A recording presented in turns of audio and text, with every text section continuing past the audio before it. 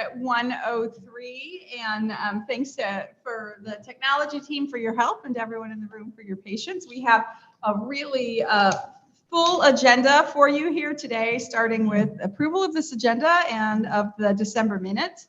I will give. That I forgot to send to you guys. We will approve those next time. We'll approve those next time. We meet again in just a few days, Yes. so that will be fine. We have a quick chairs report. Courtney's going to share some updates on what happened with our friends across the street, and then we are going to hear again from Jeff Capizano about their approach to the regulatory review. And here we really hope that this is a rich discussion. There is a lot to be figured out between now and May 1st, and so this will be an important meeting to help give some perspective to Jeff and the team as they are moving ahead with the work. So with that, for my chair's report, I believe there is just an announcement from Courtney, and so I'm going to cede my time to the administrator to give the administrator's report. Yes, thank you, Maureen. Sorry, I have either had not enough coffee or too much. I haven't figured it out this afternoon. Thank you for an opportunity to tee me in. I appreciate it. And she's going to probably come find me after the meeting today. But I do want to give a big, humongous shout out to Tanya. This is her last Elac meeting before she goes off into the wild blue yonder and retires and enjoys the fruits of her labor. And we just appreciate you so much for all that you have done in your Head Start collaboration director role and your expertise and your subject matter expertise and your thought partnering here in this space. I won't go into the other spaces until it's official next month when you walk out the door. But just want to thank you for your time and your commitment to children and families in Indiana. Thank you. You're here. Thank you, Tanya. What are you most looking forward to in retirement, Tanya? Not all day meetings. We won't take that personally for this one, though, which is going to be spectacular. So we're trying to send you out on a bang. All right. That is it for me with the chair's report. And Courtney, if you want to share some updates around the legislative work. Yep, happy to. We're just going to do a quick update, and we will send you deeper guidance later on because I want to spend most of our time today talking with Policy Equity Group about these regulatory reforms that we've been tasked with. And we have some really exciting things to really have a deep, robust discussion today, which I look forward to. So really quickly, the House and Senate adjourned sine die March 8th, 2024, was 1 week early. I don't think they went into the wee hours of the night from what I saw, like 8 p.m. or something like that. It was, yeah, it wasn't too bad. Only 2 childcare related bills ended up finishing out the session, but they were 2 very exciting and robust bills, which that'll just be the word of the day. A quick brief on Senate Bill 2. This expands eligibility for On My Way Pre-K and CCDF for licensed childcare employees. Big, exciting win. Hopefully a recruitment tool to bring more people into the early childhood space. We're reducing minimum caregiver ages. There's a couple different policies related to that. We're allowing qualified individuals like K-12 teachers to register as substitute educators within our system. Authorizing a statewide employee compensation study and dashboard, which is going to be through Elac. More on that to come in future meetings. This aligns with the K-12 initiative that the governor did a couple of years ago on a compensation study for K-12 teachers. So this is a really nice way to round that out. And then lastly, what we should call our Moorhead clause, streamline options for K-12 schools to participate in On My Way Pre-K. So this removed the requirement for K-12 schools they don't have to be a level 3 now to participate in On My Way Pre-K. So exciting things in Senate Bill 2. Anything about May 1st in Senate Bill 2, Courtney? Oh yeah, I forgot about that. Jeff was going to talk about that, so I didn't want to steal his thunder. But they also updated, so with these regulatory reviews, I feel like we've been talking about that for so long, I forgot that it was even in there. This regulatory review now, instead of being due June 30th, is now due May 1st. So they bumped our timeline up 2 whole months. So Policy Equity Group has been working tirelessly to try to get the same amount of work done in a significantly smaller amount of time. So Yes, that is a big adjustment. But now the language reads that we will have our recommendations in by May 1st, and then OE Council will begin rule promulgation of the new regulations by July 1st.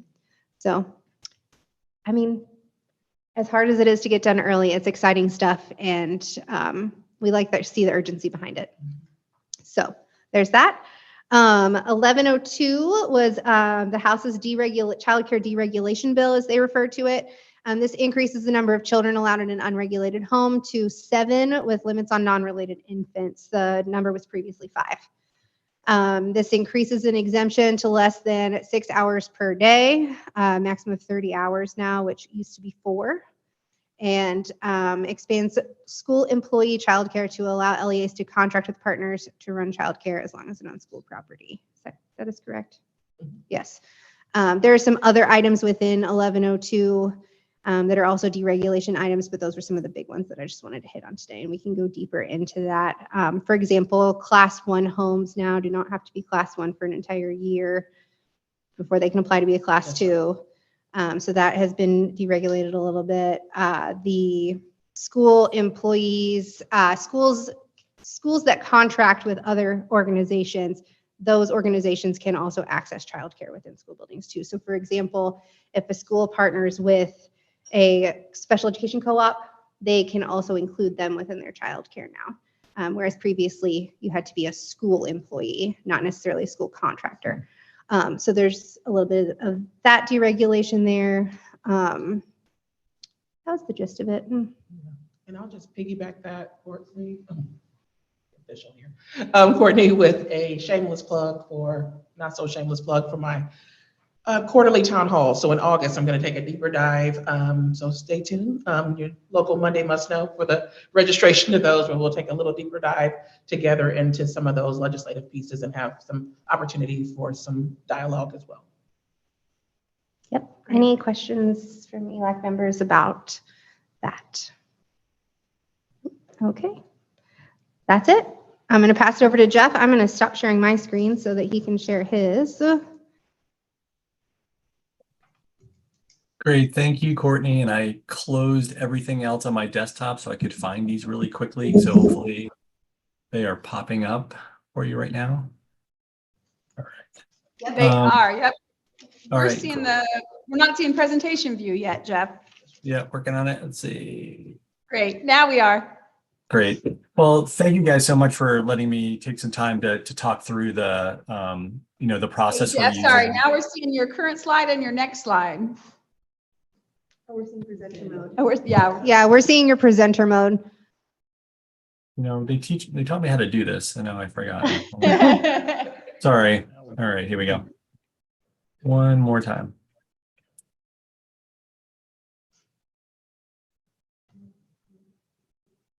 Okay, and then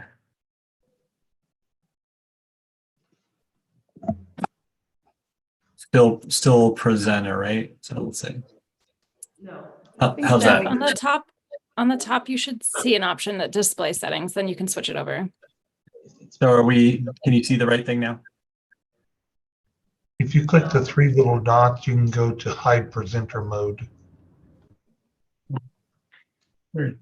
Still not seeing it. All right.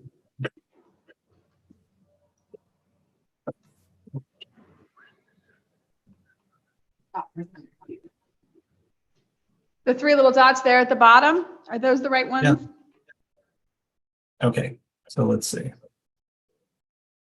And then The bottom, bottom. see the 3 Yep. dots. And then hide presenter view. Okay. How are we doing? This better? I don't think so. Can you Yes, page that down a works. slide? It's still kind of not the right size. It's because of the, Yeah, try sharing it on the screen. Okay, let's try this. Now we'll try it one more time. Sorry about this, guys. Oh, it's no worries at all. It's a really good way to build anticipation. Yeah, there you go. All right, now this. Select slideshow at the top. Yeah. And from slideshow, go from the beginning.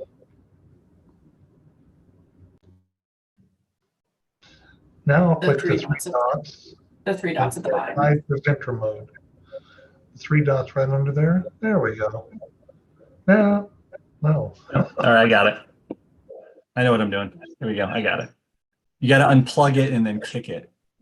That All right, how's that? looks more right. Okay. Yeah, you just got to. We'll go with it. It's a negotiate. It's a negotiation. Now it looks all the way right, Jeff. So Okay. I was faking it a little bit a minute ago, but now it really looks good. So I appreciate it. we're good. Okay, All so right. so You thank- want thank to dive you, right guys. in?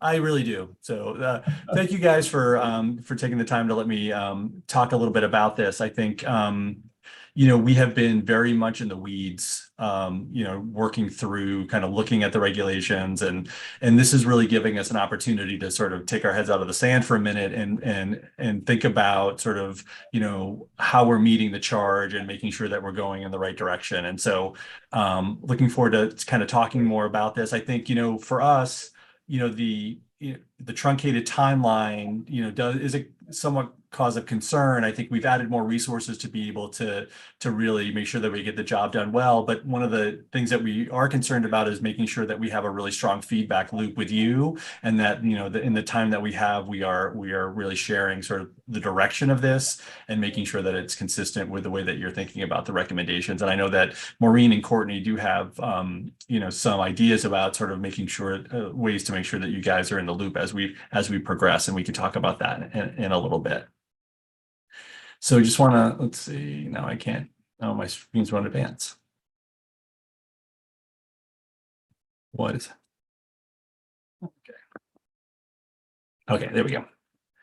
It might advance like 5 slides now because I hit the return button like 5 times. But so essentially, the way that we want to sort of structure the conversation is to do a couple of things. First, we want to really start by reviewing the legislative charge and the questions that we derived from the charge to make sure that we're all on the same page about that.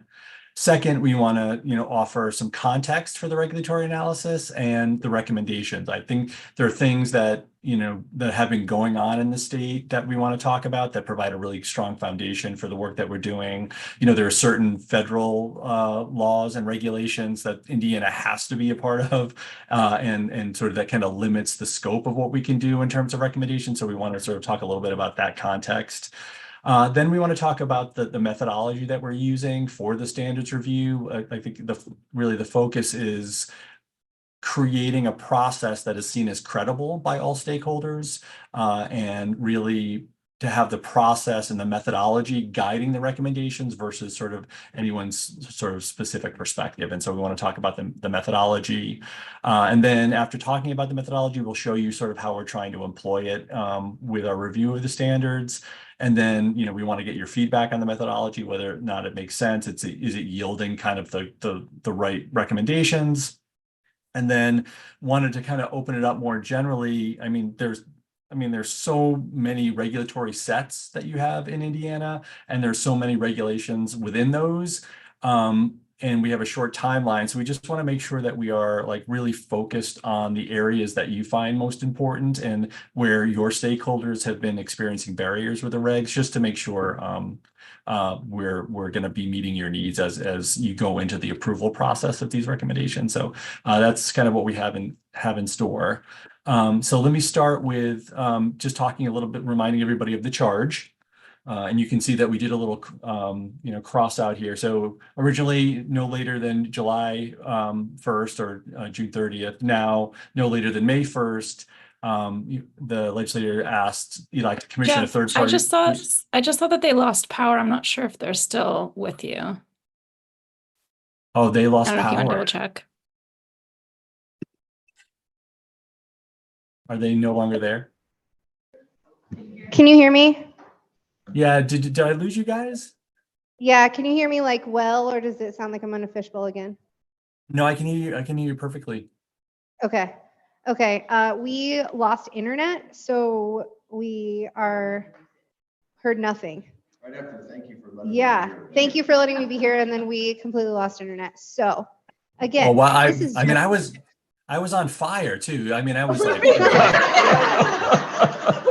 it was great. yeah. Okay, well, I'm sorry about that. No, we're so sorry. If you don't mind taking it from the top again, Jeff, we are thankful that you're here. And I think that was about the last thing we knew. Absolutely. So, I'm and happy. you were talking a little bit just about the timeline and how you've added resources, and I want to make sure that we get as much feedback as possible today. Yeah, exactly. That So was the last essentially, thing. yeah, I'm not going to be able to replicate that amazing first try, but I will try. So essentially, we're fine with the truncated timeline. I think, the only concern really is just to make sure that we are, being able to provide you with feedback and sort of on the process. And I know that Maureen and Courtney have kind of some ideas about how we can continue to keep you in the loop as we move forward, and just wanted to to make sure that that's something that is of priority to us. And then just kind of going over sort of, what we plan to talk about today. The first thing we want to do is just a little bit of leveling. We want to review the legislative charge and talk a little bit about the questions that we derived for the project from the legislative charge. And then offer some context for the analysis and the recommendations. I think, there's been a lot of great work that's been going on in the state already. There are specific sort of federal rules and regulations that the state has to abide by that might limit some of the recommendations. And so we want to make sure that we are all on the same page related to sort of the context and sort of what we can do with the analysis. Then we want to talk a little bit about the overview of the methodology and talk about sort of how we're going about sort of deriving the recommendations. And really the goal of the methodology is, to create a process that really guides the review in a way that's sort of not value laden and not sort of any one person's perspective, but really letting the methodology sort of guide sort of where the process goes.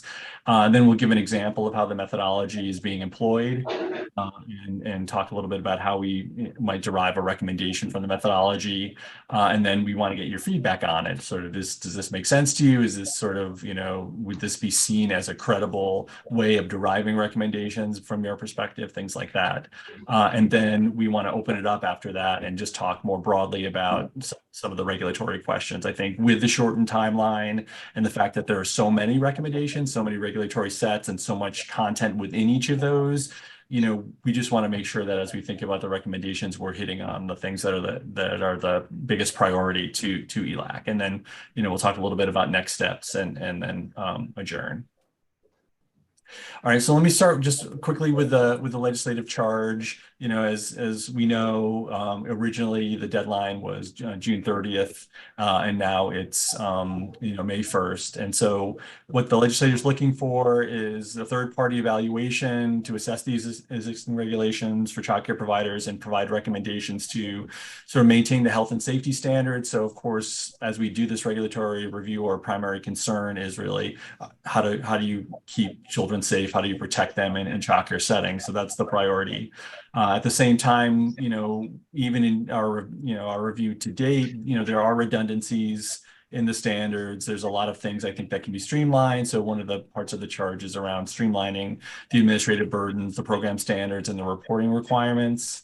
The third element of the charge is around providing flexibility for a child care provider with a level 3 or level 4 pass to quality program rating to expand to other locations. And we'll have to talk a little bit more about that. We're still thinking about that one. And then to assist accredited kindergarten through grade 12 institutions in establishing and providing high quality on-site child care and early learning programs. And then with the expiration being May 1st. And so for us, what we took away from the charge is the following. So these are the questions that are guiding the work that we're doing to date. So the first is, how do we make Indiana's licensing regulations significantly more streamlined and efficient? So that is, as we do this review and we think about the recommendations, that is the question that we're trying to answer, or one of them. And then how do we ensure that the recommendations offered are based on current research and best practice? I think one of the benefits of the work that we're doing is there are a lot of other states that have undergone this process recently. And so we can look at the lessons learned from them and sort of what best practice is, in other states. There's also a National Association of Regulatory Agencies that puts out a lot of guidance to support this. The Administration for Children and Families has Caring for Our Children Basics, which is essentially a model set of regulations. So we have a lot of information that we can be using to drive the recommendations.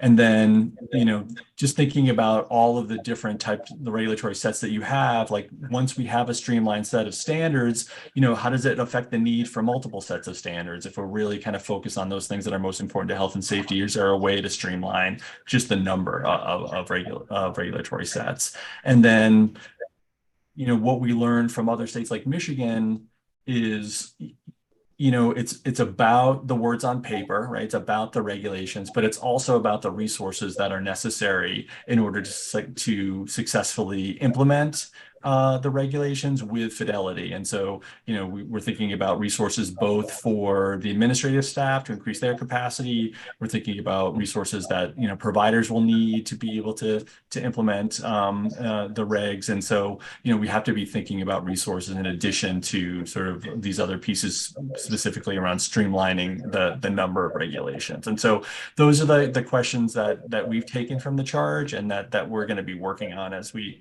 or continue to work on as we move towards the deadline.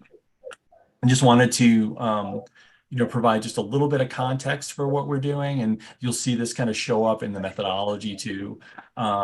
But Indiana regulations have to comply with federal law. So if you are receiving a child care and development fund funding, there are certain things that the programs have to do. You have to talk about sort of, and again, because this is a block grant, a lot of the regs are federal regs are really framework and things that you have to include and less prescriptive about exactly what they could be. And that's true sort of in most cases, but not in all cases. So, your licensing regs have to talk about sort of who's exempt and who's not exempt. They have to, without sort of making a determination on that, they have to include sort of the training and professional development requirements for staff within child care programs. So it's not saying that, a staff member would require a BA or not. It's just saying that you have to have training and professional development requirements. You have to have regulations related to classroom ratios. Again, not sort of being prescriptive about the ratios, but saying that you have to have them. And then there are health and safety requirements related to immunizations and SID prevention. And so there's a number of things that you have to include sort of in the regulations related to health and safety. And that I won't go through them all because we're want to get to the conversation, but those are things that we need to be thinking about as we are trying to streamline. You can't streamline out things that are, required by the feds. And so that's just kind of an important piece of context. And I think that's particularly true around sort of, the federal government is now requiring criminal background checks be conducted for each child care staff member. And so, there's, you have to search the criminal and sex offender registry from the last 5 years and, look at sort of any history of abuse and neglect. And so these are things that need to be included in your regulations as per federal law. And so just want to give that sort of bit of context. And also just, want to acknowledge all of the great work that has happened over the last year that's taken place to support the recommendations. And just in January, a report came out that's a summary of the efforts to support regulatory planning and updates. And so, we are using that. We're not being redundant with that. We're trying to sort of use that as the foundation of the work and making sure that any recommendations that we are putting forth are aligned with the work that has already taken place in the state. And then I think a big thing for us is just, as we started to dive into this, is just, all of the regulatory sets that Indiana has, it's significantly more than other states. And so, typically states will have maybe 3 different variations of their regulations, one for center-based care, one for home-based care, and maybe one for school age providers. And you can see in Delaware sort of has 2, Georgia has 2, Illinois has 3, and then you can see Indiana with kind of the the larger number. And so, one of the questions for us is like, is there a way to sort of make them more consistent and maybe reduce the number? And so, if you have, a large number of standards that would apply across settings, is that a way to sort of streamline sort of the number of sets? And so you're not intended to see this slide, really. You're not supposed to be able to read it but I think what we're doing is we're looking across all of the different regulatory sets at the same regulation and seeing sort of how they align. And so what you'll notice from this is that this is, I think, the standard related to behavior and guidance. And so you can see that in some of the regulatory sets, there's no mention of this at all. So it's not a regulation for school age versus maybe center-based. And also you'll notice that even when there is a regulation related to that area, it's not the same across settings. And so, one of the things that we're trying to do as part of this work is just to really figure out, like, is there a way to make the wording consistent? And, I'd love to like have a history lesson on how all of these different regulatory sets evolved in the state, because it's fascinating to see sort of the differences. And so hopefully part of this work can really sort of start to streamline not just the regulations within the specific sets, but also regulations across the sets. And so excited to try to take that on in the short time that we have.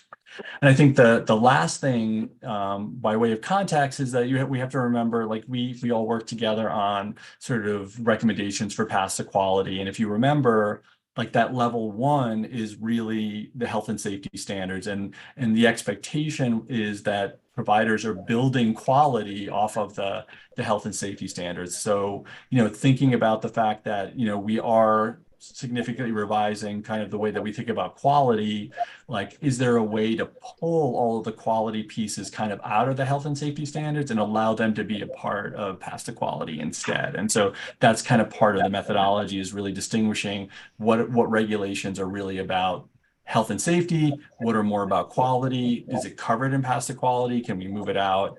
And so that's something that we're also working on.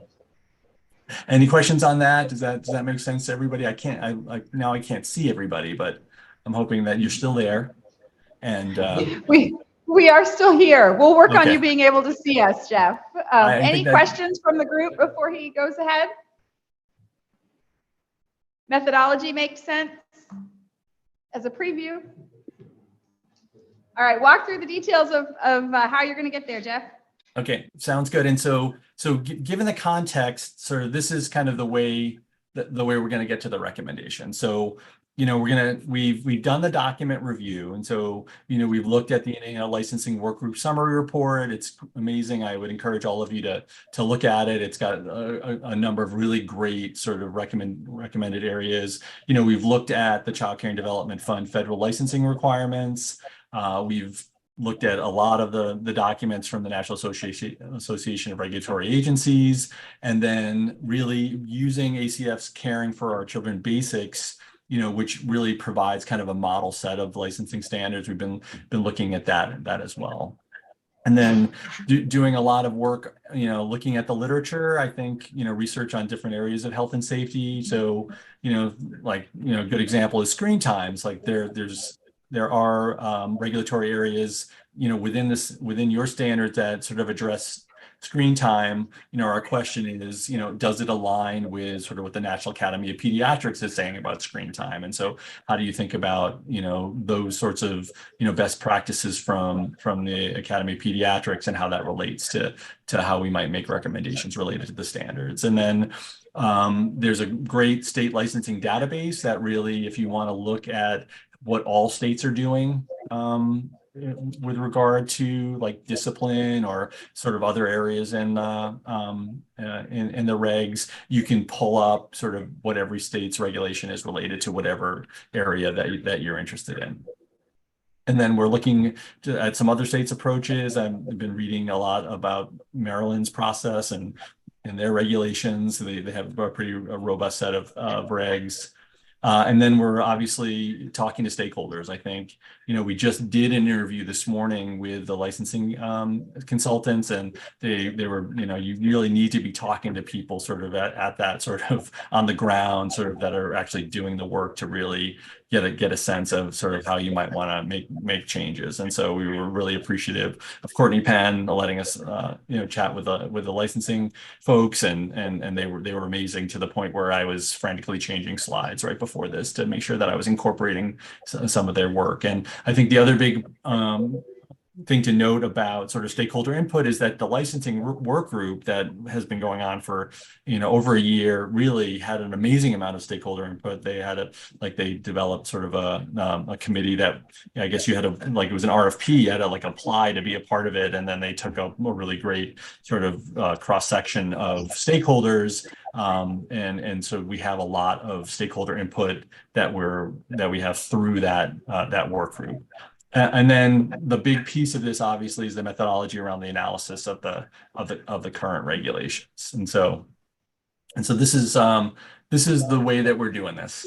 And so you have these regulatory sets, these documents that contain the regulations for centers and homes. And so just take centers, for example. I think so. The first thing that we do, with the regulations, is we categorize them, right? So the National Association of Regulatory Agencies says that sort of every really good set of regulations by a state should have the following categories: background screening, behavior and guidance, environment, and on and on. And so what we do initially is we just take the regulation and put it in one of the categories.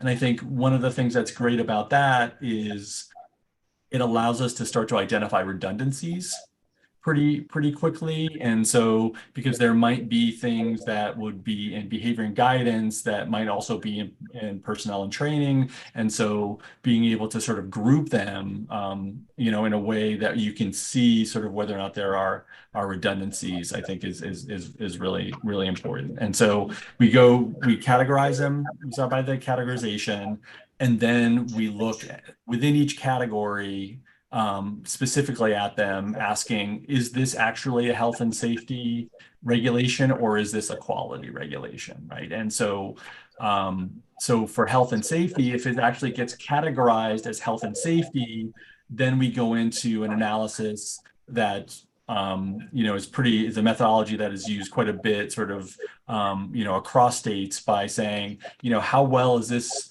balancing the protection of the child with potentially over-regulating the provider? Is it an age-appropriate standard, or is it really specific to a specific age? And then, is it observable? Is it measurable? Is it enforceable? Because I think one of the things we did here, as we start talking to stakeholders, is that, you don't want any judgment calls in this. You want to be able to say that there's a lot of inter-rater reliability, that one licensing specialist could go in, make the observation, and if another one went in, they would come in with the exact same number of citations and citation areas and things like that. And so we look at the standards for those characteristics, and then we think about the burden. I think one of the things that is pretty clear from the stakeholders is that these regulations can be a very expensive burden on providers. And we know, many providers struggle to sort of make it, and sort of it's hard for parents to pay the true cost of care. So we have to be careful about the burdens, either cost burden, administrative burden, or other burdens that these regulations might put on. So we're looking at that as well.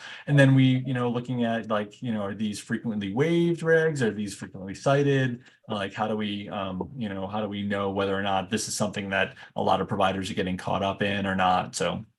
So we do that, and then we also look at, is this something that's required under federal law, the Child Care and Development Fund? Is this, something that, if there's no way to sort of recommend this particular regulation out of the regulatory set. And so we look at that, and then we look at how well does it align with the Caring for Our Basics model sort of set of regulations out of ACF, and then is this, is whatever the regulation addressing kind of a work group recommendation. And so so those are kind of what we do there. And then sort of after we've answered those questions, we look at are there redundancies, are there ways to streamline, is it consistent with best practice, and then that ultimately ends up producing the recommendation, right? So that's kind of the top piece of it. And then if it's actually something that we consider an aspect of quality, we ask, is this something that is already covered in past quality? Is it something that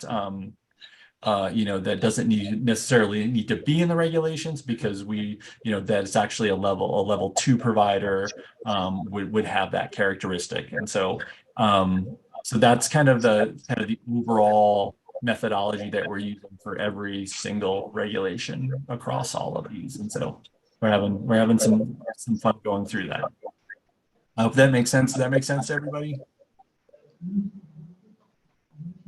Yes, they're doubting the fun, but I think. Oh yeah, exactly. Yeah. Anybody you have gotta- any questions? All right, I think you're good, Jeff.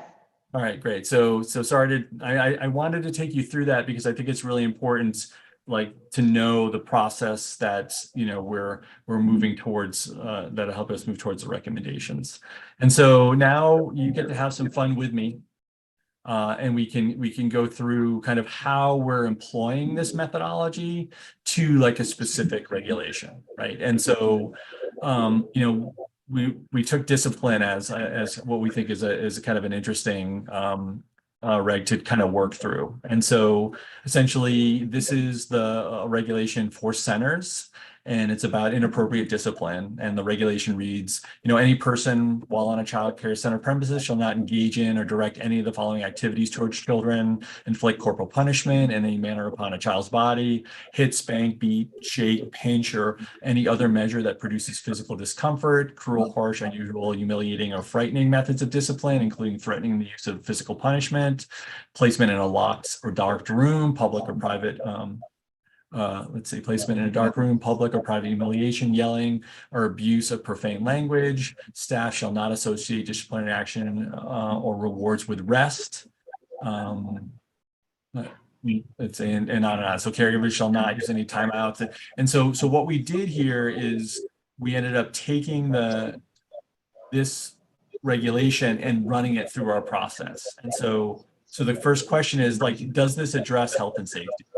And the answer was yes, right? Because this is something that is affecting a child's mental health, security, right? And so this would definitely be in the top part of that methodological sort of grid that I was showing you.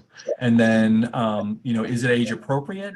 The answer is yes. So most of these are true of any age. And then they talk about the use of timeouts, for not using timeouts for any child less than 3. So that makes sense around the age appropriateness of this. Is it observable, measurable, and enforceable? Yes, because it includes definitions and examples. And then we think that use of punishment to correct unacceptable behavior might need a little clarification, but overall this kind of meets the standard. And then we ask, like, based on research, like, what is missing here? And typically when you're talking about discipline, you set behavioral expectations as part of that. So we don't see here sort of a set of age appropriate behavioral expectations. And then the other part of discipline is it's not just negative, it's also you need to be reinforcing positive behavior. And so how do you sort of make sure that you're reinforcing when a child is doing something good and not disciplining? So those are the things that we thought were missing. But then we go to sort of down the regulations a little bit more. And so essentially we would recommend that we keep this in, but it's kind of like moderate sort of changes. And then, we go down the regulations a little bit more, and it talks about positive discipline. And it's like, this is also for centers. Caregivers shall use positive discipline. Caregivers shall do the following: communicate with children using positive statements, encourage children with adult support to use their own words and solutions in order to resolve their own interpersonal conflicts, communicate with children by getting down to their eye level and talk to them in a calm quiet manner about what behavior is expected. So you see in the positive, they actually have the behavioral expectation, but a lot of these other things are really less about discipline and positive discipline and more about social emotional climate, right? And so does this really address health and safety? You know, our assessment was no. And then, you know, it's really focused on social emotional climate, which is more of a quality thing. Is that covered in PTQ? The answer is going to be yes, hopefully, because if you end up implementing some sort of teacher-child interaction tool, they typically have a social emotional climate measure that measures the interaction and how positive the interaction is.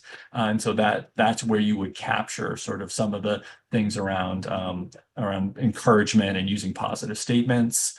And so what we want to do is, you know, we think about revising this regulation to include the behavioral expectations. And so kind of just thinking about what a potential recommendation would be sort of based on sort of that analysis would be, you want to combine and condense discipline regulations to focus on, you know, prohibiting corporal punishment, limiting the use of timeouts, and then including behavioral expectations, and then emphasizing redirection and reinforcement of positive behavior as a discipline strategy.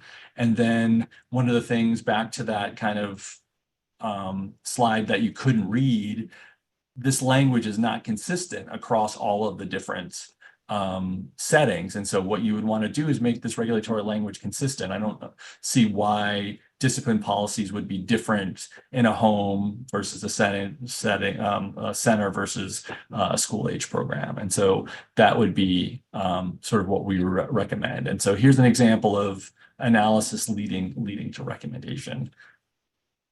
And so my questions for you would be, you know, is the methodology a valid approach to meeting the legislative charge? Are we going in the right direction? Are we missing anything?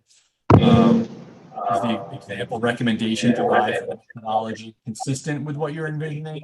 Do you have a different vision for the recommendations? And so wanted to stop and talk a little bit about. Stop sharing for a second. So that's a great setup, Jeff. And before we go there, I know we have a couple of guests at the table that may not be known to everyone. And Courtney, I wonder if you want to just do some quick introductions so everybody knows who's here. Sure. We have Wendy, who is the licensing senior project manager. So she helps support all things licensing team as far as the support with the substitute educator project, the licensing work group, next steps, all the things that are projects around licensing for the Office of Early Childhood and Out of School Learning. And then Tequila, who is the director of child care licensing, who oversees all the regulatory work from our office for child care programming. Wonderful, thank you. Great, now back to our regularly scheduled questions from Jeff. What feedback? Who wants to start?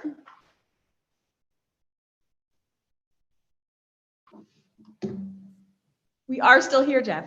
I mean, I'm going to be honest with you. It's hard to not make this boring. I mean, it's like, this is like, really, it's just really hard stuff and kind of tedious, but we really want to make sure that you guys kind of follow the methodology and we'll do all the boring work if you guys can give us direction on whether or not we're moving in the right direction. Yeah, Mark, did you have a thought? Given all the sets that Indiana has on the table and given the truncated time frame, how do you prioritize, you know, or can you get to all of them between now and the deadline, or do you prioritize what's most universal or what's most important?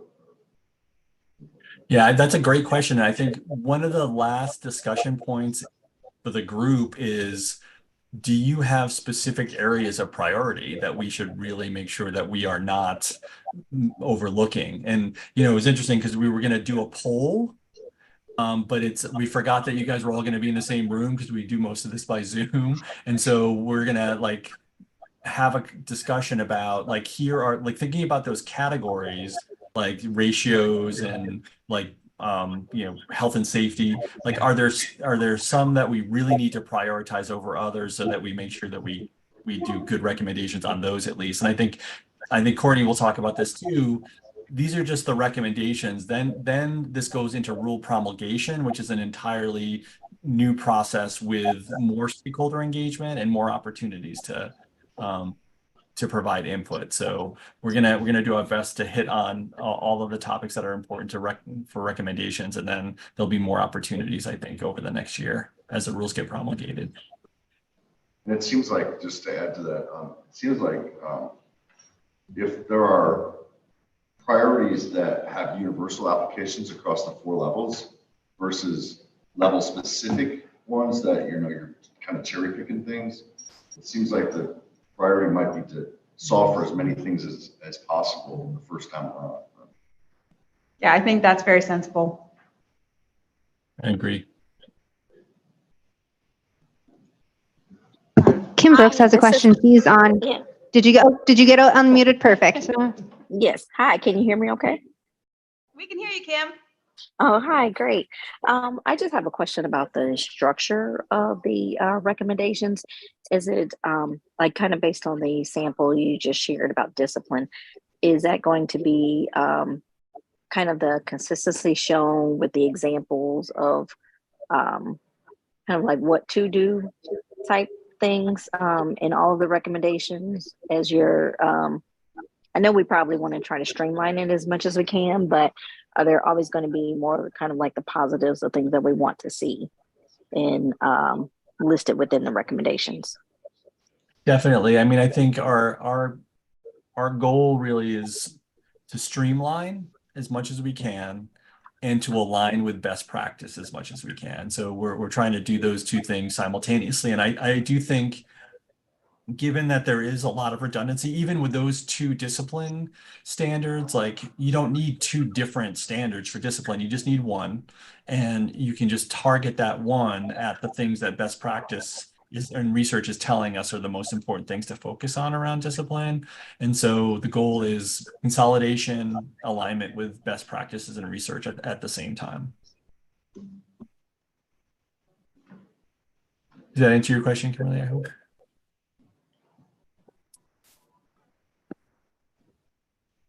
That help, Kim? Okay, thank you. Other feedback from those in the room?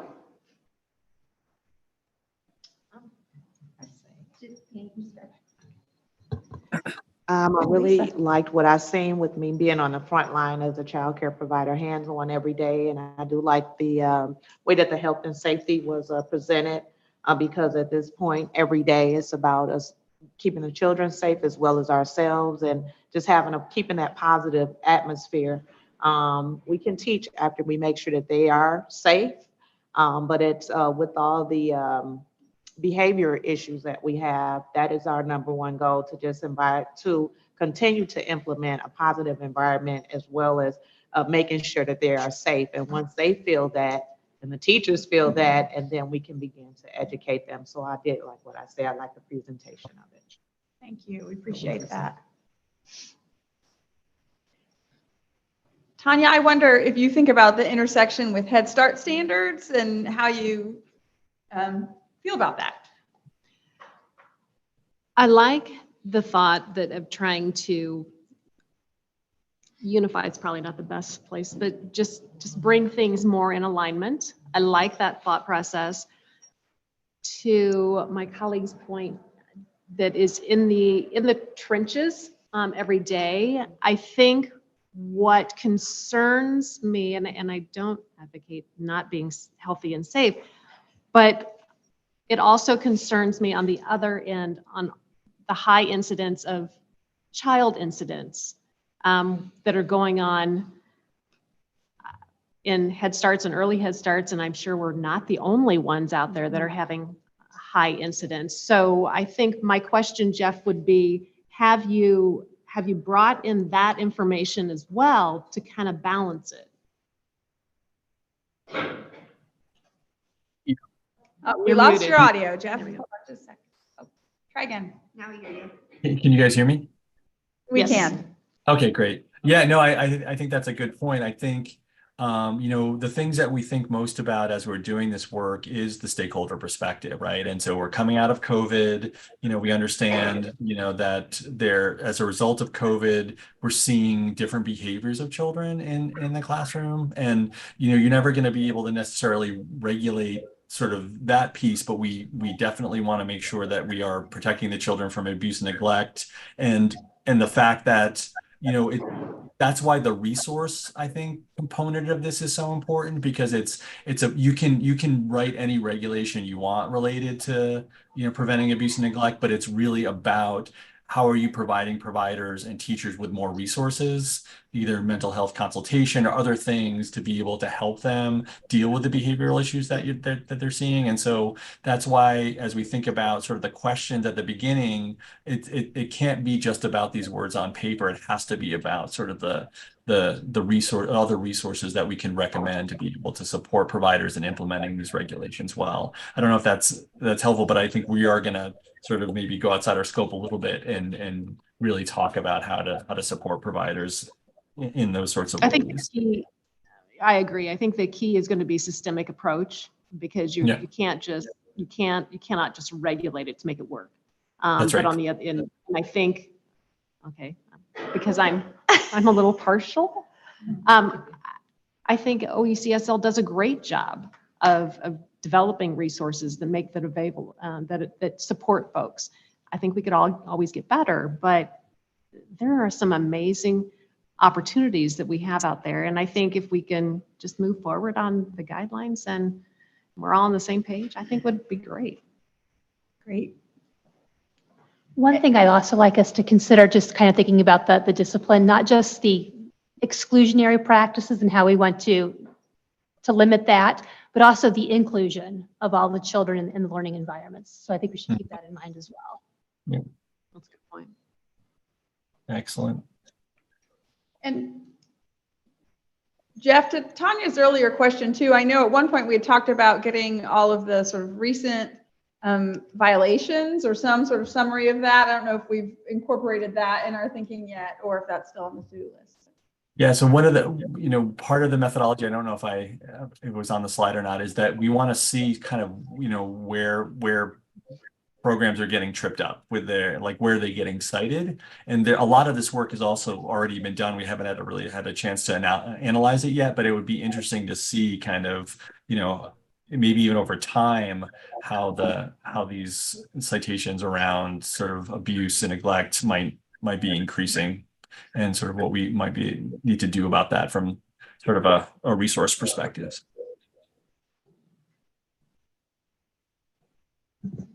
Jeff, I appreciate the example you shared. I'm just curious, and I appreciate the methodology discussion. Just in Indiana Code 3-4.7, you showed 2 little sections out of 156. It's 60 pages. Just on that one, you had 9 other code citations up there. The work just seems monumental from here, and I can see by you shaking your head. Yeah, you may agree with that. Yeah, it is a ton of work. I mean, we were I don't know even what the word, like when they decided to change the timeline, that was a tough day, honestly. And so we've added, you know, we've added resources here, and we're gonna bang it out, and we're gonna do it. And I think, again, I think we can get the work done. I mean, we have the resources to do that. It's a matter of just making sure that you guys, I mean, because of the truncated timeline, it makes it more difficult to do these meetings, have feedback conversations. And so that's my only concern related to this. I think the work will get done. It's just making sure that we're taking you guys along with us as we complete it is the most important thing to me. Has the reason for the truncated timeline been shared, and so to get it ready for a summer study or something along those lines? You know, I think the concern was just making sure that the administration has time to get this work underway. This effort has been going on for a couple of years, since the start of the licensing work group, and really 2 good years, right, at this point. And so just recognizing sort of where we are in the political timeline, it was important to get this work underway. I have a layman's question about this a little bit with all the experts in the room. Just coming from a business standpoint, the thing that stuck out to me was this 10 sets in Indiana versus, let's say, 2 in Georgia. I mean, is care that different? I mean, why that? I mean, that's not just 1 or 2 more. That's like a lot more. It's 5 times more. So, is there a difference in care that can be you can put your finger on, or how do we get into this situation? I can take this one. I think honestly, historically, I think it goes back to multiple things, right? One, we are one of very few states who honor, acknowledge, whatever word you want to use, ministries as a separate entity. We have a very robust, I'm just going to keep using that word, list of exemptions that's set aside to meet basic provider eligibility standards to get CCDF. And we've broken down homes and centers and schools in a pathway that meets their needs, and even before and after care regulations. And I think ultimately some of that was really not to make it super clunky as it's just kind of become over time. I think initially that happened because me having been a center director, I can say these are the center director, these are the, not just for center directors, but these are the rules and regulations for centers. This is my map, this is my pathway, this is where I lean into. I understand that very strongly versus trying to embed multiple different programming types into one large bucket. I'm not saying either way is right or wrong, but I think that's some historical components of how we got to where there's a breakdown for each type of care. And I think, quite frankly, over time, some of those probably have been exacerbated based on legislation, maybe that too, but also legal things that we've taken, like, the saying goes that for any time you see there's something's in rule, it's because something has happened someplace. And so I think probably have about overcompensated, where there's been times where we have regulated, taken someone's license, et cetera, and said, oh, that's probably something we need to make sure that's in rule so that that's something that we're watching for. And over the course of time, that just continues to build upon itself until where we've gotten here. And then last piece I'll add is also that these pieces were in place before we had a quality rating system. And so there's things embedded with each program type that made sense for that facility. So even though children should be safe in every environment, 100% agree. The dynamic in a 3,000 square foot home where I'm using one piece of my home to provide care with everybody from an infant to a school ager, the dynamic feels and looks a little different than if I have a center that has individual classrooms with teachers specifically that has completely different ratios. And so I think all of those dynamics have kind of spiraled out, if you will, that really kind of got us where we are now, taking deep dives into, okay, back to Jeff's point earlier, like what is true health and safety and what is actually something that is a quality rating piece. But I just will, from the state administrator seat, just say that the Office of Child Care sees them the same. And so I do agree that there should be opportunities where there should be things in the QRIS system past the quality, and there should be things that are significantly health and safety that we should focus on. But the Office of Child Care, who funds our office and child care in our state, does not even care if you have a quality rating system. Those are quality pieces that are supposed to be embedded into anything that anybody who takes that CCDF voucher, I have to be able to say that they've also taken the domains, all the child development domains that make them available, health and safety, all the things that are happening for them to be able to provide care and get those vouchers. And so I think there is a common thread there where we've probably, again, exacerbated that. And there are pieces that probably are better suited in the QRIS system, but there's also quality pieces that will have to remain just based on the fact that, and especially until we decide as a state, we're gonna require past our QRIS system, there's gonna have to be quality pieces embedded, maybe not as many as we have now, but there will have to be quality pieces embedded into the regulations because we are still required to have a certain subset of those because that's supposed to be built into your programming, period. Sorry, that was probably more answer than you were looking for, but I think it's a really onion of a situation when you start piecing it apart and looking at things in pieces like this. And I just always want to bring us back to the holistic view of how we kind of got here and what I every month have to get on a Teams meeting with the Office of Child Care and say what we are doing with the funds we get to spend.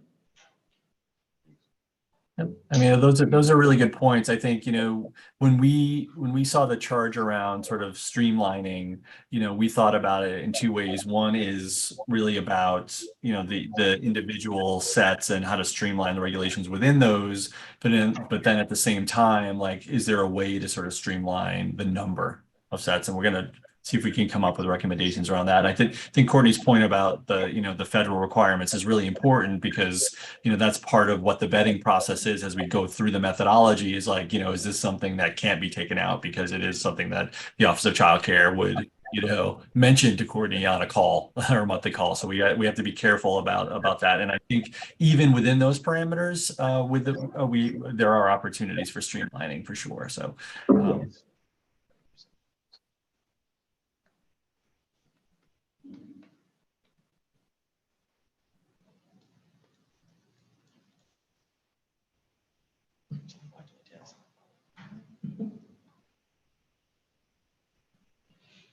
All right, I think we're ready to go ahead, Right. Jeff, if you're ready to go ahead.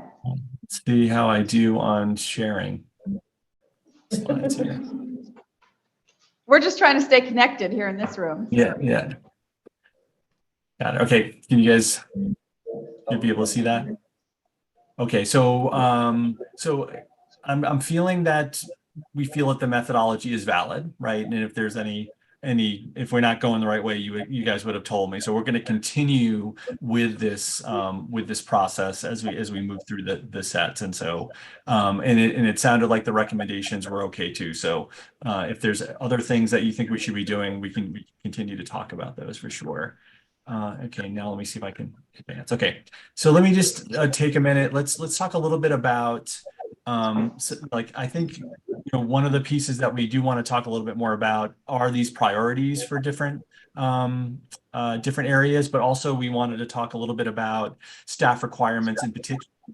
Which we think are really important. And so even sort of looking at the different regulatory sets, when you think about staff requirements and what credentials you need in order to actually care for children in Indiana, there are age requirements, there are education credentials, there's a set of safety trainings that you need to take, there's orientation, there's professional development. All of these things are sort of in the standards, and a lot of them are linked to what the federal government wants Indiana to do. So just by way of example, and I think this is kind of reinforcing what Courtney was saying, is you look at staff credentials, the state has to abide by the following, right? They must describe the training and professional development requirements designed to enable childcare providers to promote the social, emotional, physical, and cognitive development of children and improve the knowledge and skills of the childcare workforce. And so, to Courtney's point about they don't necessarily see licensing and QRIS differently. The expectation in licensing is that you will have a professional development regimen that helps providers kind of meet the needs of these children. And then it talks about incorporating the knowledge and application of the state's early learning and development guidelines, the state's health and safety standards, et cetera. And then shall include the number of hours of training required for eligible providers and caregivers to engage annually. So that's kind of the federal framework that Indiana has to abide by as it pertains to staff credentials. And then here are the center and home credentialing requirements. And so you can see kind of for center directors, they have to have a BA in early childhood or a BA in another subject with 50 hours of credit, or a child development associate, which is kind of the credential, for child care providers, or an AA. And then for any caregiver in the setting, they have to have a high school diploma, or an equivalent to a high school diploma, and have adequate reading skills and writing skills to manage intake information emergencies. Obviously, if you have a caregiver that needs to administer medication, you want them to be able to read the prescription bottle. So having those reading skills are really important, clearly, right? And then for a lead caregiver in the setting, they have to have a CDA or a BA in early childhood, or a BA in another subject with 15 hours of credit, or an AA, and then less for other other support staff. And for the substitutes, they have to have the same as a caregiver. And then you have different requirements for homes, a high school diploma for class 1, which is a program that serves less than 12 children. And for class 2, it's a class 1 license or at least 1 year of experience in a caregiving in a childcare home or a childcare center. And so, and then, kind of thinking about the conversation with the licensing consultants, those, and I think one of the things that we haven't talked about, which I'd like to discuss with you, is that clearly there is a relationship between the licensing regulations and the ability to grow the capacity of the system, right? So the more regulations, the more difficult it is to grow the system. And so we'll talk about that in a minute. And talking to the licensing consultants, they were less concerned about these qualifications. They didn't see necessarily programs having trouble hiring staff that could meet sort of the requirements. But where the burden came was really in the cost of the other regulations, including the background checks and sort of the mandatory training. And so, you're thinking, they told stories about providers who, had to pay, $100 or more for a background check for a new employee. And then, that background check, they don't pass the background check. So they can't hire the employee and then they're out the money. And so, doing that kind of over and over gets expensive and burdensome, and it kind of has an impact on being able to sort of build capacity in the system. And so the recommendation wouldn't be to do away with the background check because you don't want that, and that's also a federal regulation. But is there a way on the resources side, on the support side, to be able to do more and to make sort of those checks free and kind of stuff like that? And they also talk quite a bit about the inconsistency in the rules across settings and in the wording. And so that validated kind of our look at sort of the consolidation and consistency across the sets. And so, the question for all of you, just kind of, putting you in sort of our position, like, what should be the minimum age and education requirements for a center director, the caregiver? Do the current regulations make sense to you? And then, in terms of this notion of like consolidation and consistency, do you see any reason why the staff requirements should vary by setting, or, should the same role have the same requirements regardless of the setting? So a lead teacher in a center based versus like the lead teacher in home based, should it make a difference? And then, for the directors, one of the things that's coming up, kind of nationally is, do you need one director per site? If you have like 2 homes, or like, or two buildings next to each other or in close proximity, do you really need 2 directors, or can you just have 1 director? And then under what circumstances, should this be allowable? And so just kind of wanted to sort of get your sense like of and give you an opportunity to kind of weigh in on what will be our recommendations related to sort of staff requirements. Yeah, do you mind keeping those questions up for us, Jeff? Just so we can keep them no center? problem. No problem. If I Maybe, right? Yeah, how's that? Yeah, I think it'll just be helpful to focus. I know there are a lot of things to dive in on there. Yeah, I'm looking at that 3rd bullet point, and one of my roles as the coalition leader is to support the different programs, one being school-based. And this is an area where I see school-based programs becoming licensed, and maybe they have a network of 3 different school buildings that they're working with, and to have each of those buildings have a director is challenging. So I could see where it would make more sense to have 1 director that would be over each of those buildings. Anybody else have thoughts on that 3rd one? I do. Yes, ma'am. Having 3 centers with 1 director, but we have a lot of support staff for that 1 director, but just to keep a director at each site is, like she said, very challenging, but we're doing the same exact work. Everything is identical across the board, so that would help. Great. Would it help? Would it help you expand further? Not holding you to it, but I'm just trying to think about how that interplays with the access question. It really would. It really would, because those individuals, they know the program so well. So you're just duplicating what we're doing across the board, and it's not a whole lot of loopholes where, you know, we're getting cited for different things because they're intentional about their assignments and the consistency across the board. They're looking for the same thing. So you don't have 2 or 3 different people that may miss something. You got these skilled people that are great to do the job.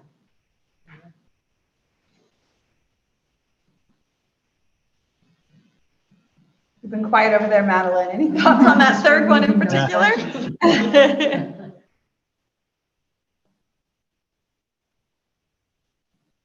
I'm curious. I think the third one, it sounds like pretty good consensus around. I'm just curious for perspectives on the first one. And also to understand, Jeff, to the extent you guys have already done this work, sort of where other states are headed with respect to that first one. Sorry, Did can you I guys ask a want question before we go to that? Sure. Mm-hmm. I have a question. Just curious at the table.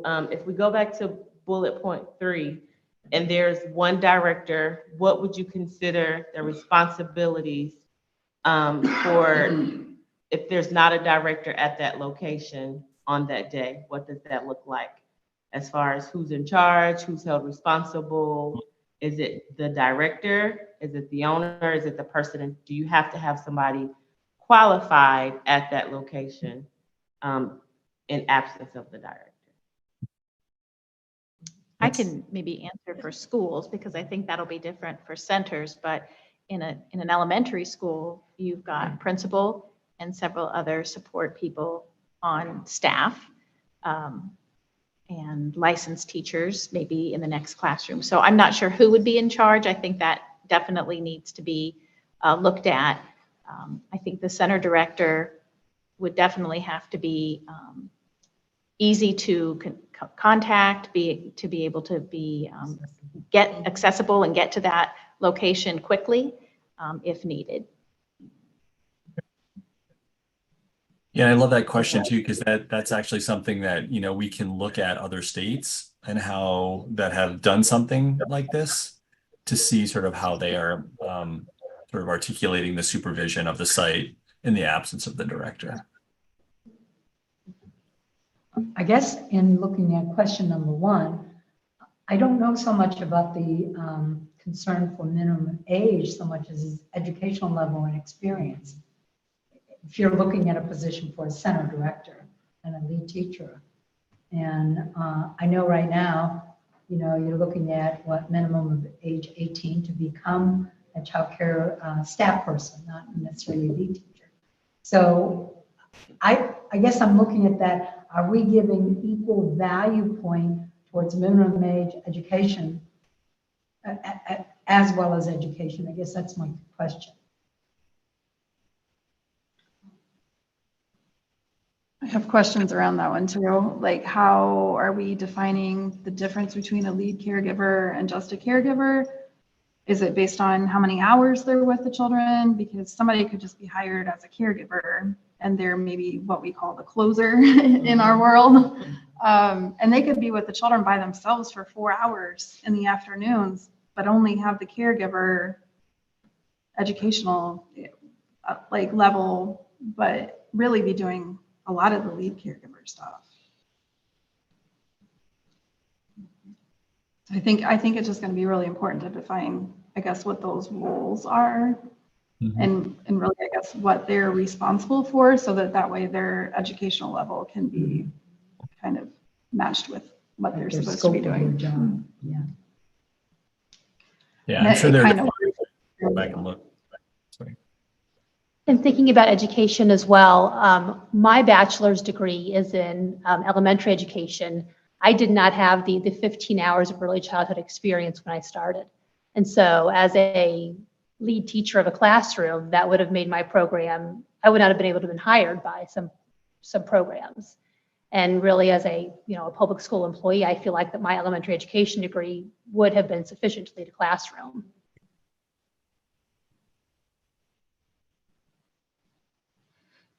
Yeah, and just in terms of like, kind of the trends across other states, it's interesting that, we have such a workforce crisis in early childhood that states tend to be relaxing sort of educational requirements, and really trying to move more to a competency-based model, where, there are, like in North Carolina, for example, there's actually like a test that they give, to assess kind of basic knowledge related to caregiving, that can be used in lieu of even a high school diploma. So, I think that the current crisis related to being able to find workers is kind of driving states to really relax a lot of these standards, which is not necessarily a good thing, right? Erin, you have more to say. Yeah, so when we're thinking now that we're hiring younger staff members, like I think that has to come into play as well. Like, are we going to have 17-year-olds that are alone with children in some cases? And, we're now putting 18-year-olds with our infants and toddlers. Like, should they have a higher level of education to kind of compensate for that younger age? I think a lot of times it'll say just, high school diploma. Our 16, 17-year-olds aren't going to necessarily have a high school diploma yet. So I think a lot of that's going to have to be thought through.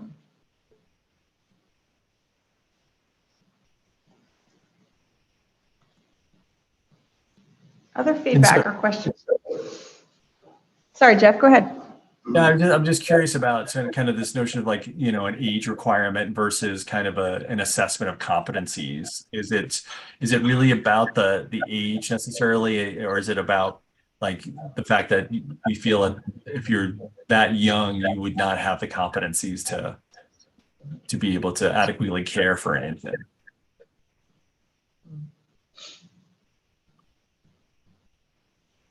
Just a general question, because I guess for me, it's like trying to figure out like if we're going to recommend something related to age or try to move away from potentially education requirements to more of a competency-based approach to the requirements. And is that things that you would recommend or not recommend that we address? I'm just curious about that.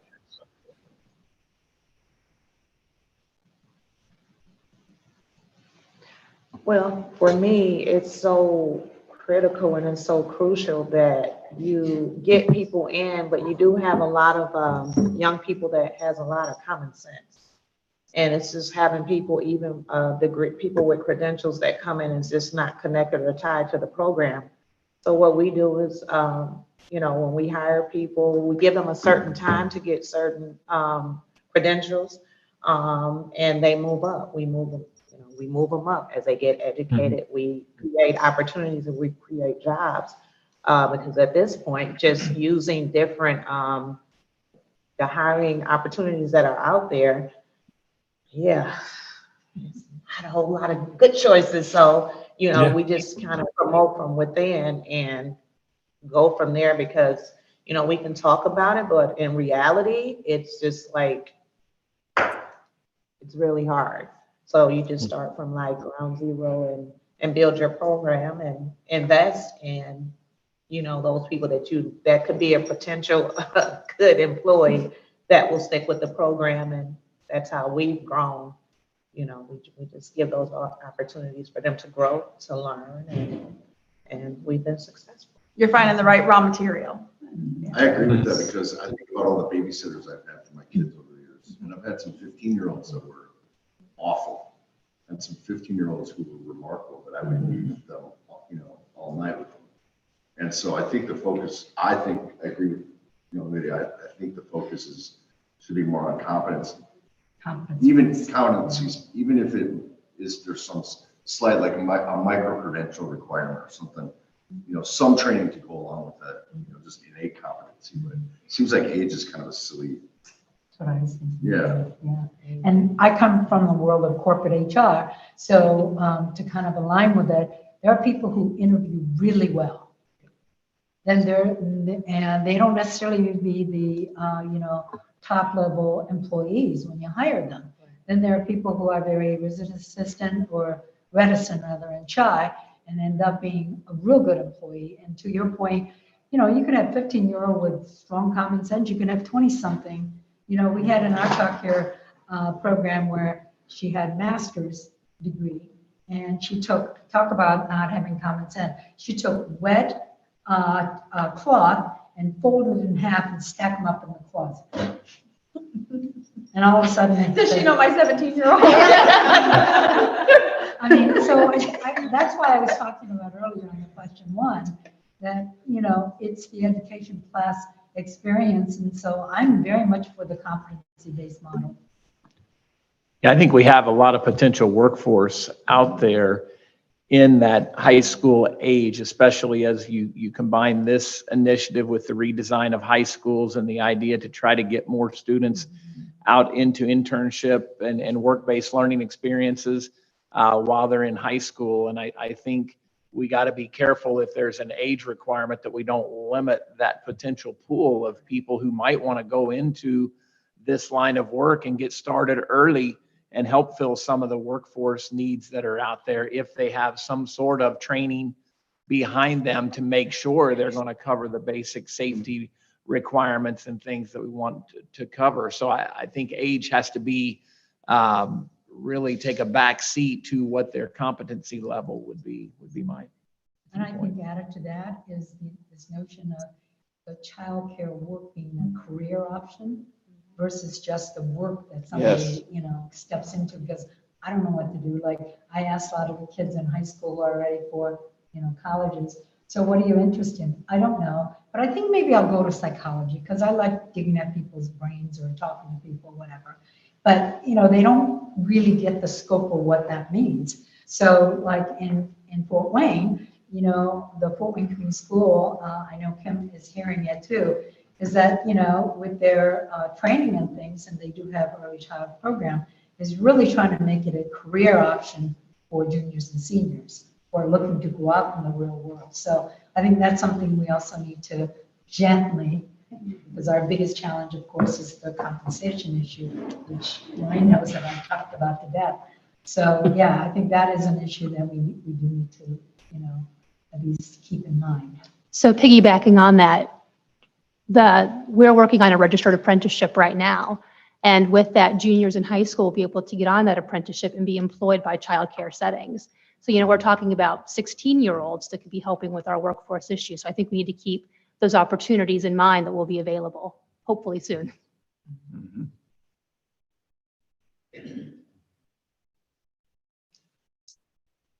Jeff, so you'll make sense of it all before our next meeting, right? I really appreciate the conversation. I think, the competency-based model is something that, we're thinking a lot about. And, I was going to mention registered apprenticeships. So I'm glad that, that was mentioned, because I do think that, there's an opportunity to, start to build, a workforce starting in high school. I guess, somebody mentioned this too. One of the kind of the tragedies of this work is, we're not paying our early childhood educators enough, right? So compensation is the fundamental issue, and we're not attracting the workers that we want, and so we're relaxing these requirements versus sort of building the other end of the system, which is like really the compensation piece. And so that's something that we won't address necessarily in the recommendations, but it's part of the context that we need to keep in mind as we go forward. I think, in some of the conversations I've had in other states, you hear the providers, talking about like, we are hiring people now that we wouldn't have even granted an interview to prior to COVID. And so just the pool of people that they're bringing in isn't as good. And so just always thinking about that. Yeah, I literally hear it every week, as I know probably everyone around this table does, from providers.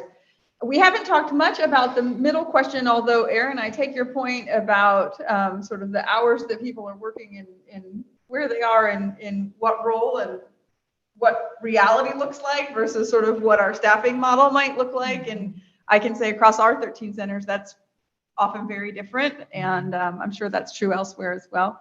I wonder just what perspectives there are on different roles in different environments, or if our regulations need to go there at all, if we're simply setting those minimum requirements. What are perspectives on that?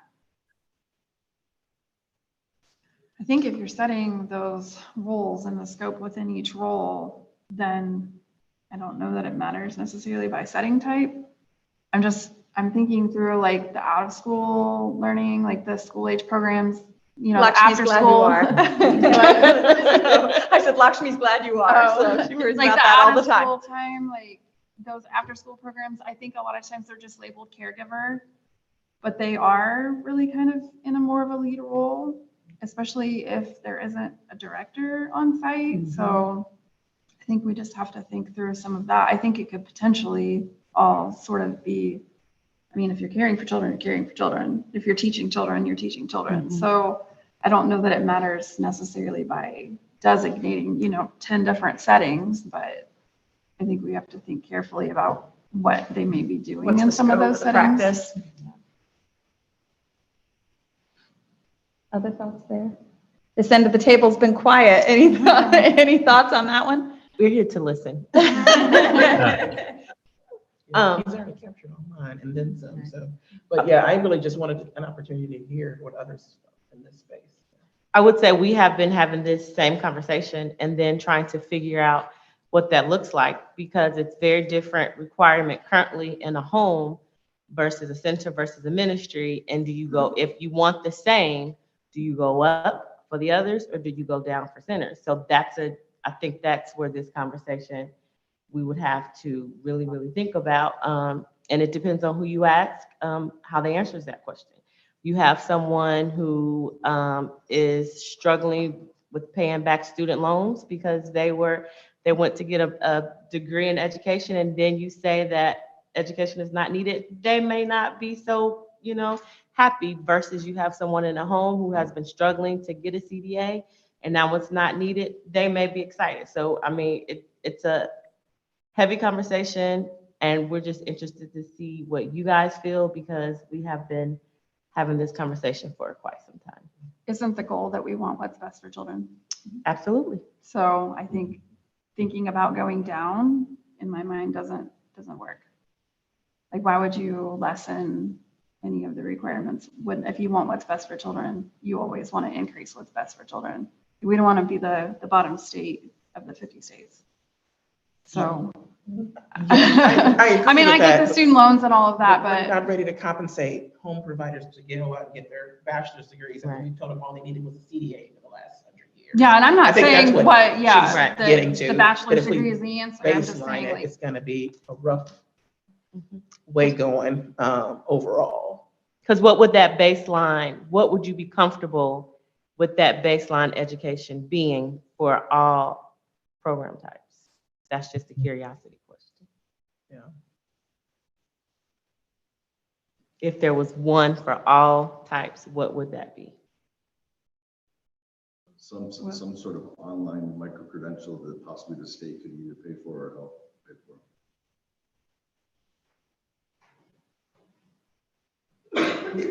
Yeah, I think I would answer similarly that, some demonstration of competency across the things that matter most for health and safety. And I recognize the challenges with that. But.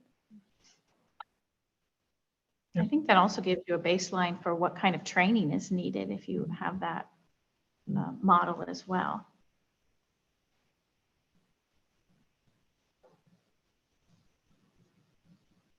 But Jeff's going to help us, because the fundamental question is exactly as Aaron raised it, right? What is best for children? And in this case, for regulatory purposes, especially answering the question, what helps ensure their health and safety? Yeah. And I think the other thing is too, I think we do get an agreement of where that sits.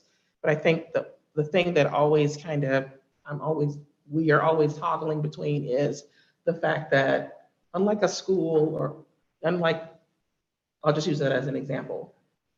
My son goes to school in Lawrence Township. If his principal walks out today and says, I'm done being a principal, they're going to replace him and my son will miss no beats. If a home child care provider says, I'm done I'm out of the business of childcare. You all have done way too much. This is not what I signed up for. I'm out. Then 150 children lose care and seats. And so this is something we're always trying to equitably balance itself out.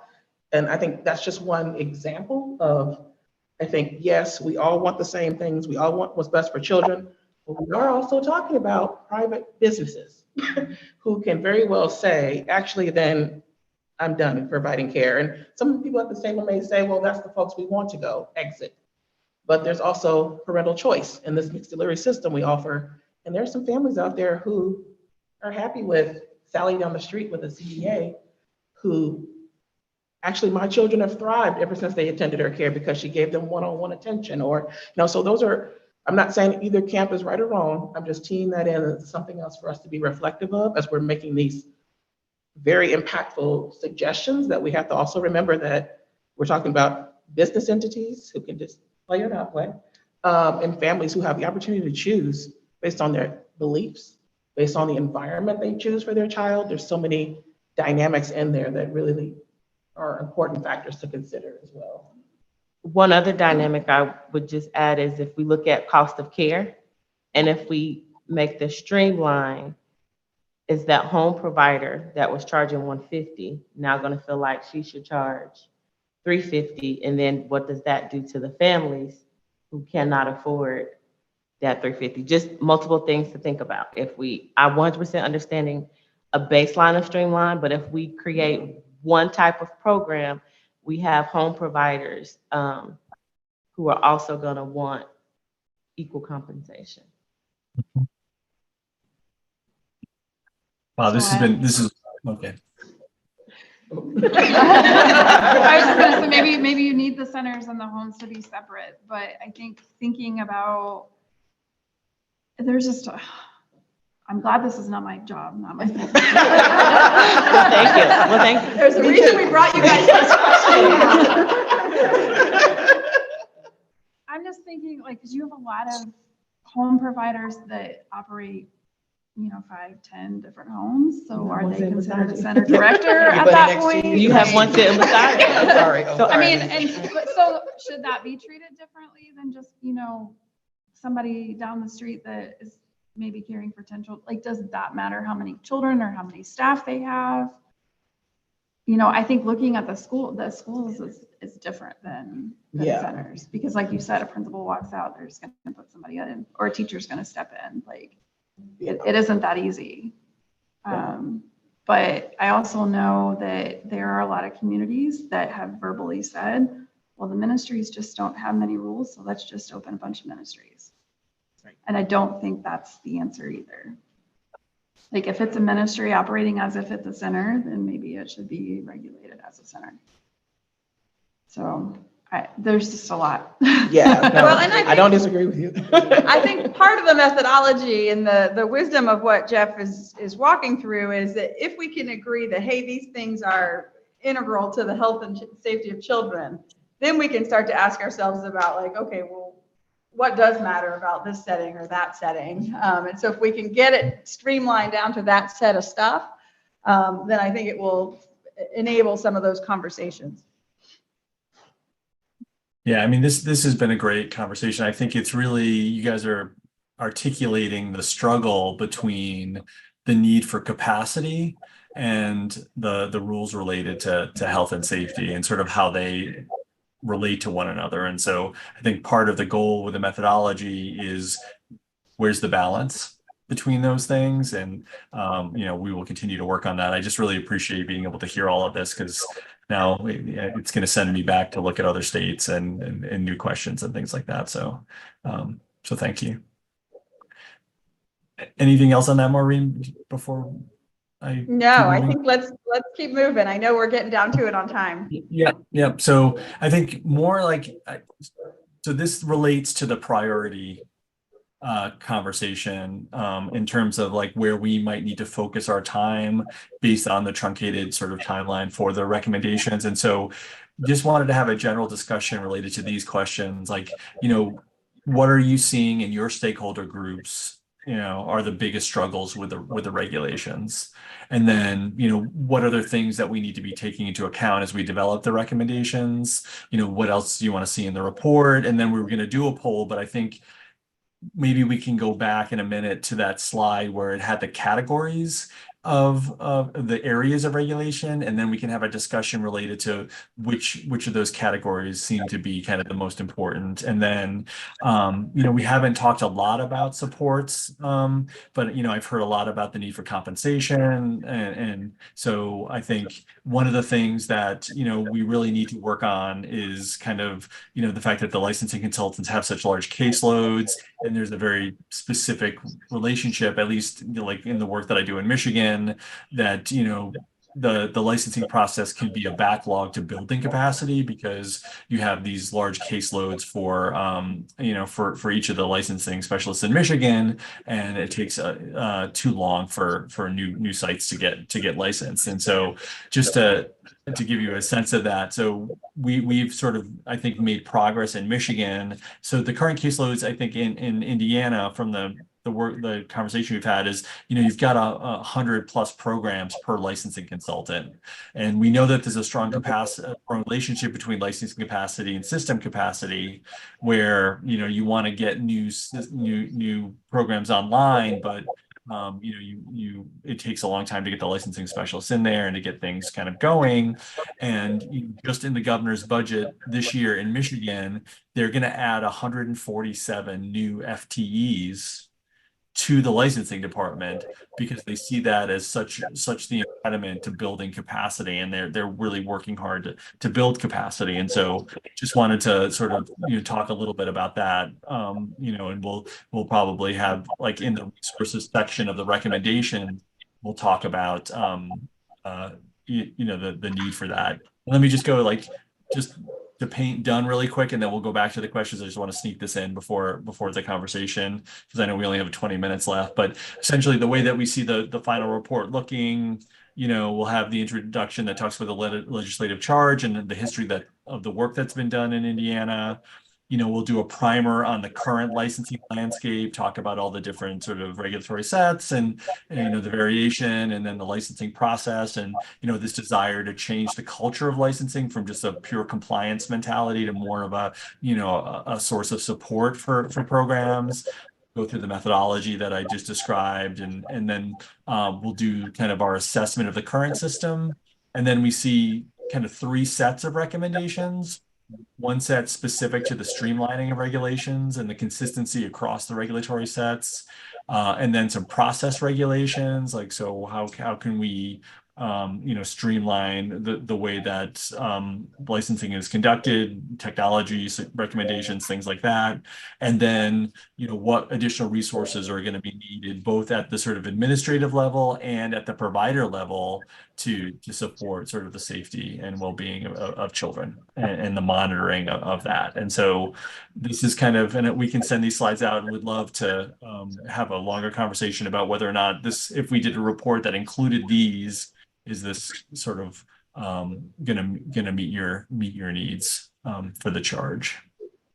And they've Anyway, gathered here just, but I'm curious for perspectives from the folks to my left here, particularly around the process recommendations. And I know that you all have been doing some work in this regard, and I just want to make sure it wouldn't be duplicative or redundant of work, which wasn't itself redundant, because I just said 2 different ways redundant of work that is already being done, or if this would be additive and helpful. And there's not a right answer here. I will say that it is work that we have been doing, but we are curious to see how they align, and if because we are living the work every day, we may be so much in the weeds that we're not seeing it this way. So yes, we're doing it. We have been sitting in a room for hours doing some of this same stuff, but I think we'll have an interesting perspective to see it from an outside organization. Great. Yeah, thanks for saying that, Maureen, because I think, like, our our goal really is to sort of add another voice to some of the recommendations that have already been sort of put forth with with the licensing work group, and then to the extent that there's anything else we learn, from this process, we would include those, but definitely don't think about don't envision recommendations that would run counter to any of the work that's already been done, for sure. Great. You want to back up to your prioritization slide and talk through that a little bit? Yeah. And so, to the point about just the volume of work and the timeline, just wanted to, hear a little bit more about, ways that we can be prioritizing. And so we came up with kind of these questions, like really, everything for us is really about the stakeholders, those who are on the front lines doing the work, the licensing specialists, the providers, the children and families. And so, among the stakeholders that you represent, want to know sort of where you're seeing the biggest struggles with the regs, and want to talk about that. And then just, I just kind of ran quickly through the, what the report might look like, but, are there other considerations that we need to be thinking about, or the suggestions you might have regarding recommendations that we can think about, and then, again, thinking about supports. Like, are there other supports that we need to be recommending to help providers and the licensing folks, be able to protect kids?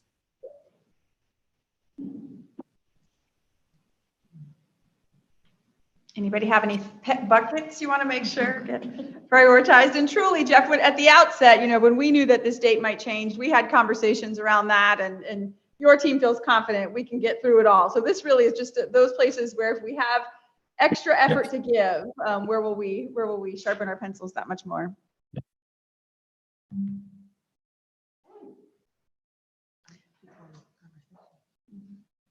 I think one area that I hear about a lot, and particularly as people are thinking about that ministry versus center decision point, is around some of the facility constraints and how they come to life as applied. And so that would be one that I would put high on the list. Got it. We are learning a lot about sink placement. So. Well, and I think, there are these situations that occur, I'll think in our centers, and I wonder, Lisa, if it's true for you too, but this is going to show my ignorance. I'm not going to give any of the detail because I'll get it wrong and I'll immediately get 17 texts from center directors. But, where there's a standard for the temperature in the building, of course, that makes good sense, or the temperature of water coming out of a sink also makes sense. We find ourselves wrestling with, okay, the air conditioner went out, it's 3 o'clock in the afternoon. Do we close the building and call all parents away from work, or do we, take kids outside and play? And we play through those situations all the time, but I think some clarity and maybe flexibility in those kinds of situations would be something that would be welcome. And it's hard how do you bring sort of common sense and pragmatism into the work that you all have to do every day? But I think finding that balance would be welcome. Yeah. And I think it's consistent with what I've heard you talk about too, and how I know you approach the work. Maureen, would that involve perhaps giving a facility director or a lead person a little bit more latitude about how they make their decisions? And even though the regulation says this is an exceptional circumstance, and so maybe lengthen the leash a little bit is part of that. Good. They're just here to listen. Well, I mean, if the circumstance warrants it, I mean, it says that there's a lot of the regs that I was reading that says, within reason, or this, these kind of general terms. So now you give somebody who's got the highest credential required because of the facility director. Do you trust them enough to be able to give them that extra latitude to make decisions about pulling parents out of work or just making sure that they're going to care for the children appropriately? So I will say that goes deeper than what my role is. That goes to what is created in rule and law, because technically if it's written, we're supposed to regulate to it, right? So it's all about how it is written and not necessarily our interpretation. I think that's why we are in some of the situations we are in now, because things are interpreted differently and we have different sets of interpretations. But we have been told by legal, we are supposed to go by what is written in statute. And so I think we have to look at those things as we're thinking about rules. And I think that's my answer. No, great answer. Great answer. And I understand. I understand that some things, cannot be changed because you have the federal requirements, but I think about the school districts that are starting to open more preschool classrooms in their elementary buildings and how that looks with the facility and like with the existing playgrounds and structures that are already there. So if we could kind of take a look at that as well, I think that would be helpful. And hopefully with the change from Senate Bill 2, some of that takes care of itself. But I know there's still regulations, but we'll not having to qualify on the paths to quality will eliminate some of those concerns, I think, for K-12 schools. But because we already are education providers and meeting the standards that are set by the Department of Education. Am I here? I'm sorry. Go ahead. Yeah, I think they will, but there's also pass the quality didn't bypass CCDF regulations. Right. So I think there will be some that still have a little rub, but I definitely think that those are conversations that we have to continue to think through and figure out how we navigate that. Any other last thoughts here? And then I want to invite public comment as well. We've got a number of folks in the room and we'd be delighted to hear from them once we have any final discussion from the committee. I would just echo your redundancy comment in terms of some of the background check requirements and so forth. There's some redundancy there as compared to what K-12 schools have to do as well. So facility and some of the redundancy in the requirements in that regard. I will say, I don't have it right in front of me, but that's something that came up during a testimony during Senate Bill 2, longevity during session. And there are things as far as we require federally are required for folks to have a fingerprint. All schools aren't fingerprinting teachers. So we can talk about it, but that's something that either this side comes over here. I think there's going to have to be some meeting of the minds where there's some bend on both ends, to your point, because that's not anything I can do anything with.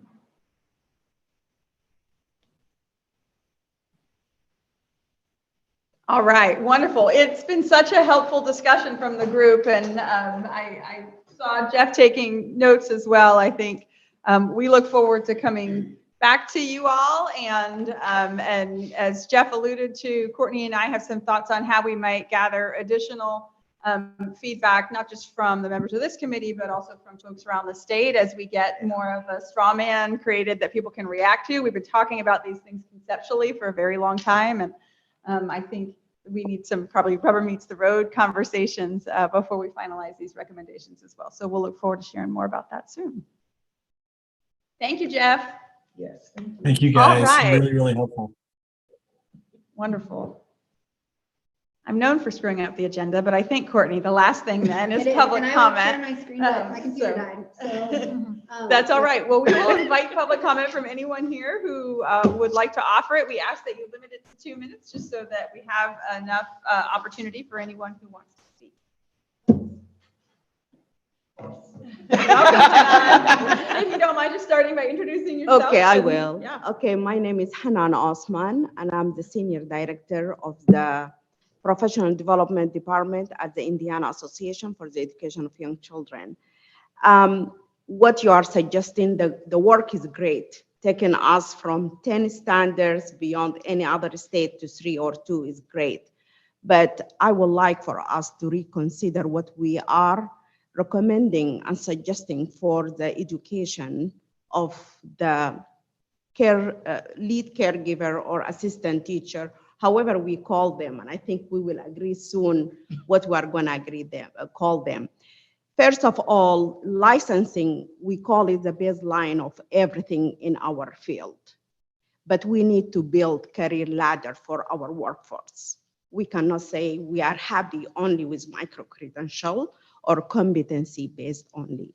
That does not give us the respect we deserve as an early childhood profession.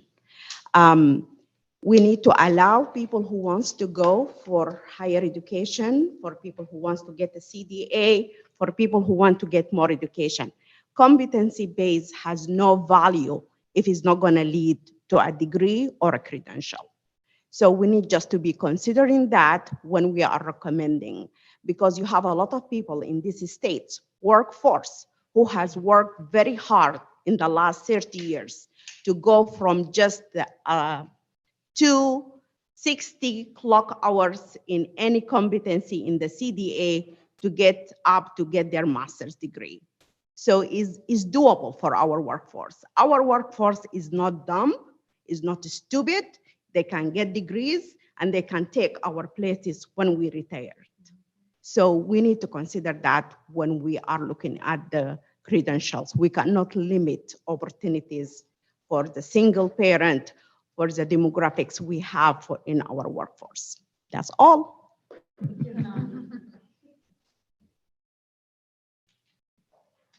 Welcome. Hi. I'm Lakshmi Hasanadka. I'm the CEO at Indiana After School Network. And I wanted to just raise a couple of quick points. First, I did really appreciate the comments that were made about school-based settings. And I wanted just to bring up some food for thought, really, especially in the two specific areas that Jeff raised with respect to discipline and staffing. And then with respect to the question about, do we think about different settings differently? And you mentioned the school-based settings. It's school-based as well as the age spectrum. So what an 11-year-old needs is very different from what a 3-year-old needs, and certainly from what an infant needs. And so specifically within the two sections that Jeff asked questions about with discipline or behavior management, as we usually call it in a school age setting, it's like what a young child needs is so different from what a school age child needs, and that is safety. And so I guess as the committee is reviewing recommendations and thinking through these questions, I would encourage you to think about the school age setting. I know Elac's charge is not necessarily focused on school age, but these regs do cover school age. And so whether that means you pull it apart or there are differences within each section, I'm here as a thought partner for you. And thanks for thinking through it. Thank you.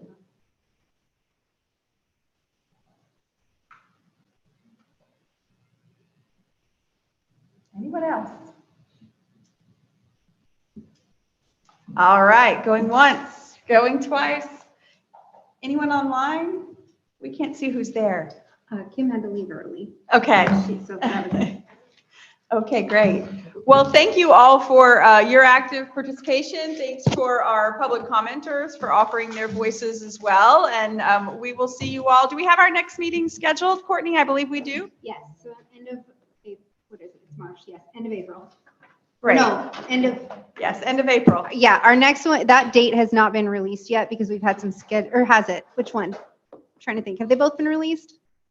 I had some back and forth. I think they've both been released. There was just some back and forth on the April date. It is a Thursday.